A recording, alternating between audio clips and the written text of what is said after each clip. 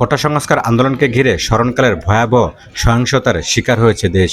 গত কয়েকদিনে নাশকতার ক্ষতচিহ্ন ছড়িয়ে ছিটিয়ে আছে রাজধানীর এক প্রান্ত থেকে আরেক প্রান্ত। বিশেষ করে এই হামলা, লুটপাট, অগ্নিসংযোগে সরকারি বিভিন্ন গুরুত্বপূর্ণ স্থাপনা ও যানবাহনের ব্যাপক ক্ষয়ক্ষতি হয়েছে। টানা কয়েকদিন রাজধানীসহ সারা দেশ আইনশৃঙ্খলা বাহিনীর সঙ্গে আন্দোলনকারীদের দফায় দফায় সংঘর্ষের ঘটনা ঘটেছে।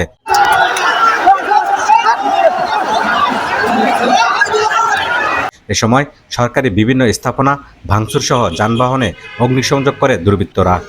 হামলা চালায় মিরপুর বিআরটিএ ভবনে। এতে মোটরযান রেজিস্ট্রেশন, ড্রাইভিং লাইসেন্স, ফিটনেস সনদ, মালিকানা পরিবর্তন সহ সবকিছু পুরোপুরি বন্ধ হয়ে গেছে। Mirpur circle office automatic fitness মেশিনের সনদ পুড়ে গেছে। এতে স্বয়ংক্রিয়ভাবে গাড়ির ফিটনেস পরীক্ষাও করা যাবে না।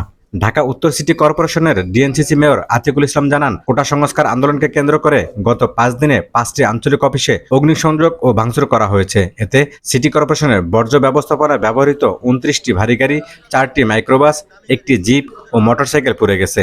এছাড়াও ভাঙচুর করা হয়েছে আরও 34টি গাড়ি। সব মিলিয়ে সিটি কর্পোরেশনের ক্ষতি প্রায় 120 কোটি টাকা।